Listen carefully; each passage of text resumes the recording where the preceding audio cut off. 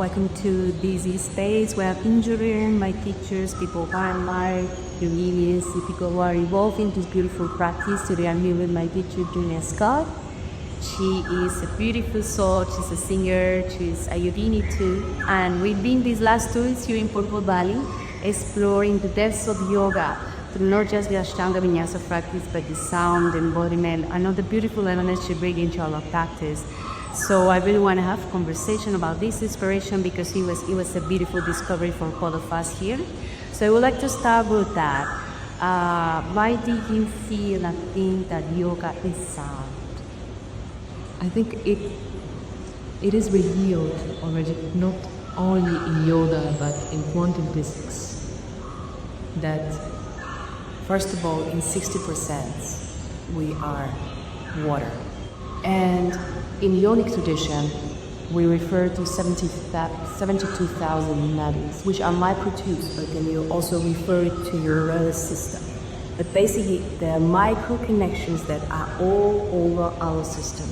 And through this connection, what grows on the sapo, mosakuda, is the vibration. So in that sense, we are the sound. It doesn't mean we imitate the sound, but we do imitate the vibration. In Indian tradition, it is called Nada Brahma, which means God is the sound and sound is the God. So Nada is the sound and Brahma is the God. So for me, it's information that goes to me and I'm discovering that. I'm discovering this topic for myself. I feel that the sound is profoundly affecting the body. And in quantum physics, we're talking now about the body being basically a liquid crystal. Which makes sense if we're talking about we're water and that we have all this connection flowing through our bodies. You can't say that we are the crystal. We also can feel the vibration right away with the person going to come in a shower. We're going to feel in which vibration they are, what energy they carry. So Tesla said that the medicine of the future will be the sound. I think we understand that sound has such a profound effect on human body. And we all have songs that will carry us through all life, and we will carry them through all life. And we even don't know why and how and for how long this vibration is actually affecting us. I think we carry all the sounds that we see ever into our life. And I feel like we have been experiencing these beautiful sound meditations after our practice, during our Shavasana. And I think you have made a beautiful decision about why is not sound healing, but a sound meditation. And I would like to hear more about that. Well, sound healing refers to the fact that there is something to heal. And there's not always something to heal. Definitely not a language Shavasana, there is something to heal. There's going to be something to integrate, and there'll be something to connect with, and then something to breathe through, but not always something to heal.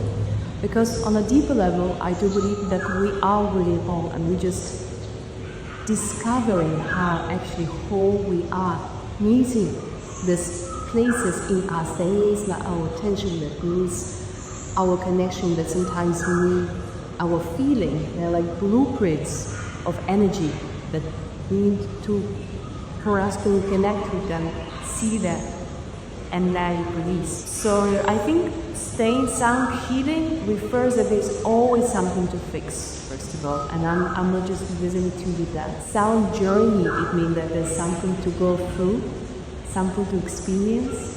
Sound meditation, it means there's something that I will connect to, so I will concentrate my senses, especially my sense of hearing, my sense of listening.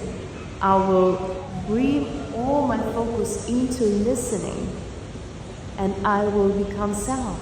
I will try to be inseparable from the experience that I'm receiving through my ears. And then when I hear sound meditation, it feels more complete. It feels right. Yeah, it feels very right at the end of the practice. It feels like we come to a space of integrate whatever we did during the young moment of movement. And then we come to this resting space that is interesting because many people don't pay much attention to about long Shavasana. And I'm very pleased that every time I come to a retreat, you do this, or it's something that you highlight as a theme to experience in our bodies. Why many Shavasana?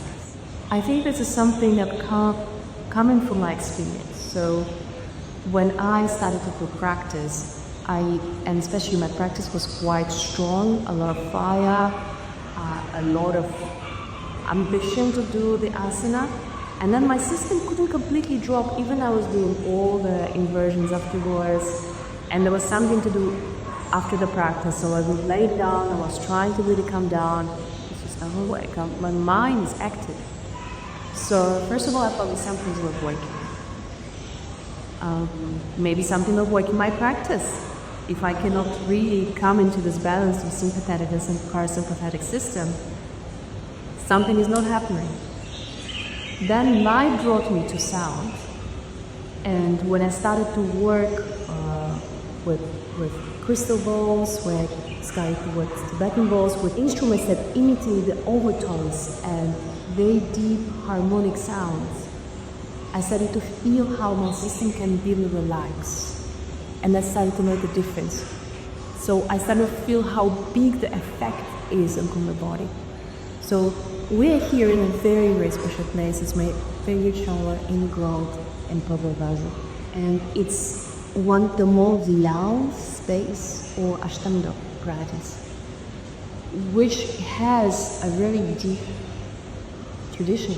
And especially here, to bring the sound about the space was pretty vulnerable for me. And I was very careful with that. But as I was doing that, and people were coming to me and saying like, wow, this is for the first time I could really grow, I could receive the Shavasana, I could breathe, I was in between the layers. I understood that it really works not only for me, and I needed to hear it, not to prove myself, but to hear that actually that technology is very needed in these times. Because one of the things we really stop doing is to give us time to stop. Even in the practice, to stop the mind is still challenging. It's just we live in a time of such a big distraction. Almost everything is telling us, pulling us out of our focus.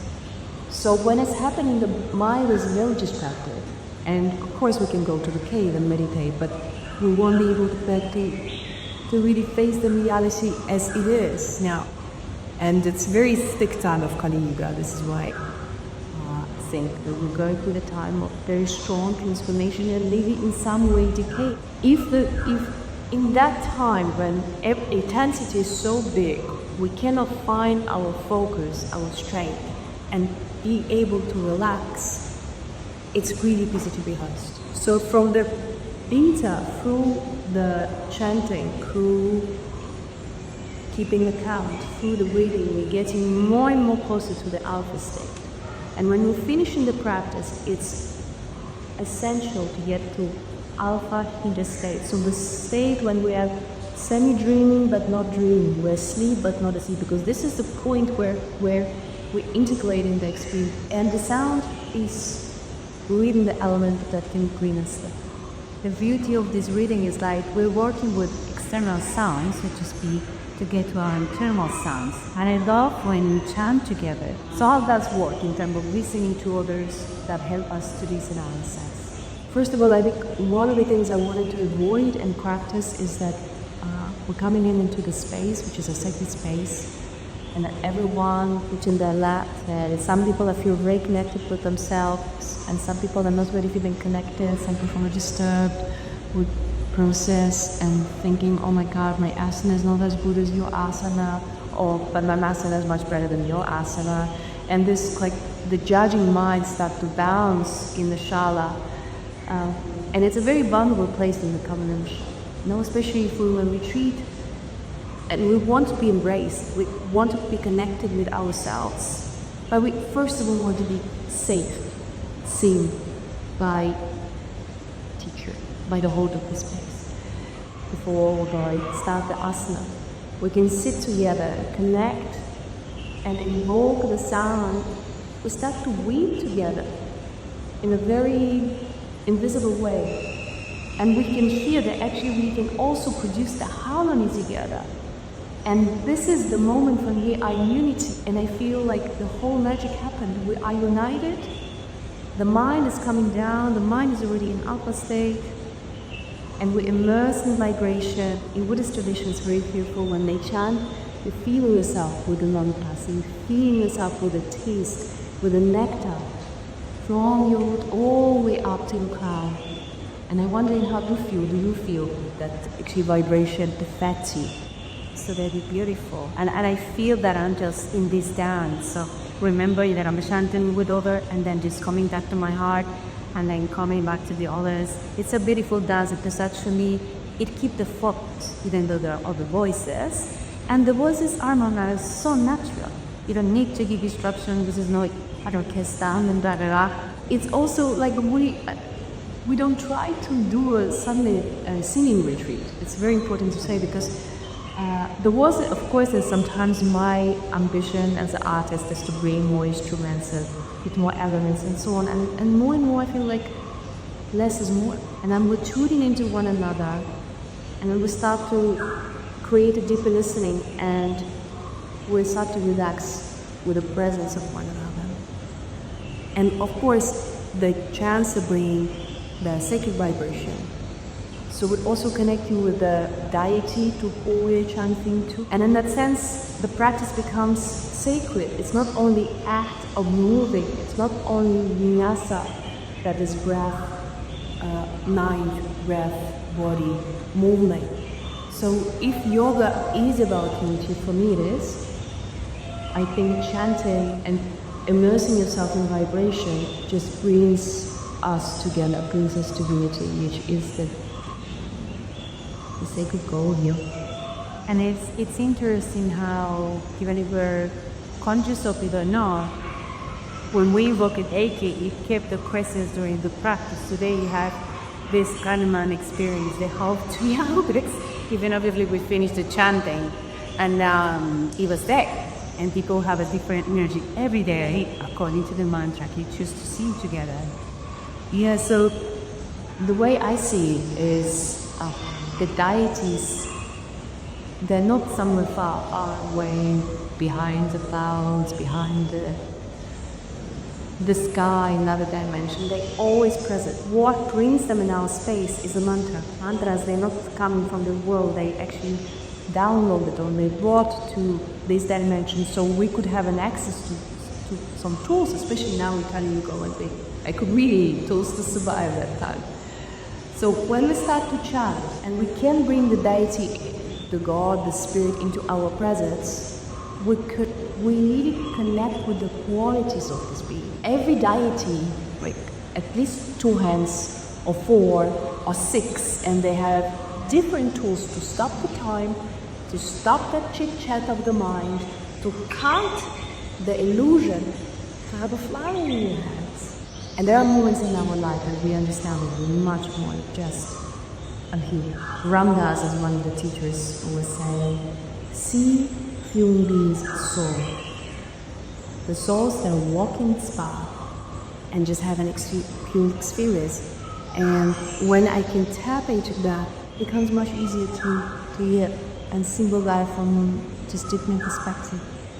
And there's no doubt that our body is an element of presence. So I would love to talk about the meaning of embodiment in yoga. Because sometimes we feel like we're moving the same way, but our mind is moving elsewhere, maybe we're not connected to the body. So I think that's a very good concept that you also taught me. We talk a lot about Pinteru, body, mind, spirit. And one of the concepts is embodiment. But what does it mean? Like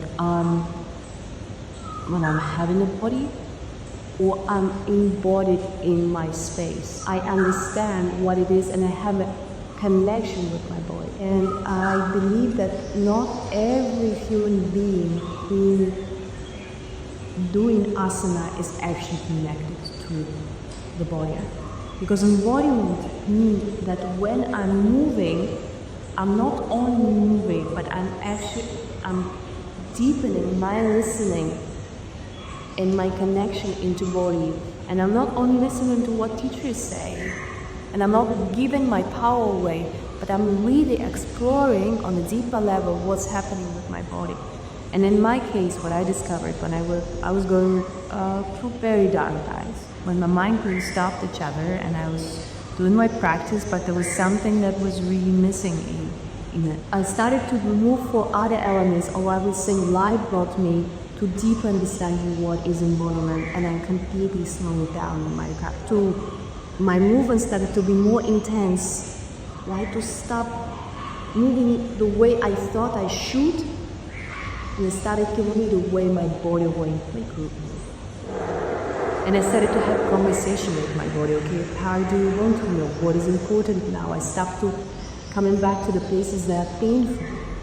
Because if I'm going to create more pain in my body, I'm going to also create it with my life. If it is an attachment to pain, and this is not what I want to celebrate with my practice. But sometimes it's really hard to distinguish, because you need to have a teacher who will say, stop here, this is enough, you don't have to, don't go there. And this, I have to be a teacher who has a connection with you and can read you, can read your mind and can read your body. To see the resonance, to see what your body is singing, and to actually tap into these places. And the student will have a trust also to receive that. I was a dancer, long time ago. Why, when I was dancing, I was so happy in expression. And how can I bring these qualities into my practice, even when it's linear practice? Shiva Nataraj is a dancer. Now I'm exploring these two elements married together. And I'm using the dance also as one of the elements of getting deeper into myself, and it works. More than that, it brings me deeper into my singing practice. It's bringing me the melodies, it's bringing me the chanting. It brings me the real moments of enlightenment into my practice. But it also brings me to the point where I need to understand that I cannot follow anyone's rules. That my practice is my own sovereignty. And I'm taking my full responsibility for that, because it's my body and it's my energy. Yeah, so embodiment for me is a deeper listening of in the body, what's happening in the body. And from that gross level, going more gently into my energy layer, into my pranic layer, going deeper into my mental layer, like softening it and connecting with my emotions. And not try to deny that as a yogi, I don't have. First of all, I'm a soul, I'm a human being, I'm a woman. I don't want to deny any part of that.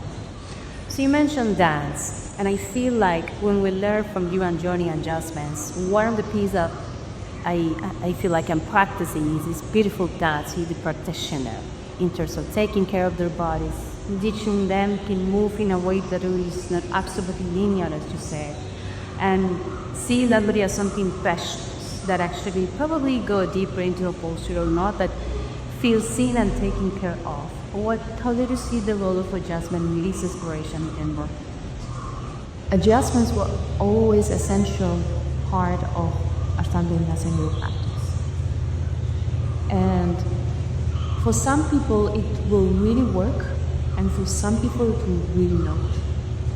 So for me it really works because I'm a tactile person. I need touch. I need to have this connection. This is my language. Even more than words. It doesn't mean that I'm coming to Shana to be touched or to touch someone, but for me it's a language. A deeper language of communication. A deeper language of respect towards our body. What I found in John's adjustments and this practice is a deep respect to the body of myself and to the other practitioner. More and more time I spent with Johnny, I saw that he creating it almost like invisible. He can put you in a pose and you don't even know that you're even there. So that was absolutely magical for me. It was like a cities, like one of the magic forces that we can achieve in a life. But another level of adjustments is that through the touch of other human being. We can get into deeper listening of what's happening, and if the touch is nourishing, it can take us to much deeper experience. And we don't have to push. We just need to bring more alignment in the body. So it's better not to adjust that the body is already aligned. We have nothing to do there. Sometimes the connection is beneficial for even advanced students. I thought that only beginners need touch. No, advanced people need to have a touch even in very simple postures because they can relax into us. And for me, this is the element of all. This is the seed that to be able to get to Staya Sukha Asana, to comfortable pose, we need to relax in that. And the teacher is the one who is guiding us into this process of tapping into the state of asana, into the stillness of asana. Julia, well, thank you so much. I feel very blessed to spend all the days with you, and I should really say years in a context with the training that you so more. And I'm also happy to say that we're gonna be bringing these offerings to Latin America soon, so please stay tuned because it's gonna be beautiful and you will have to experience all these magical sounds and embodiment and feminine, of course. Thank you for you listening to this interview. Thank you, Julie.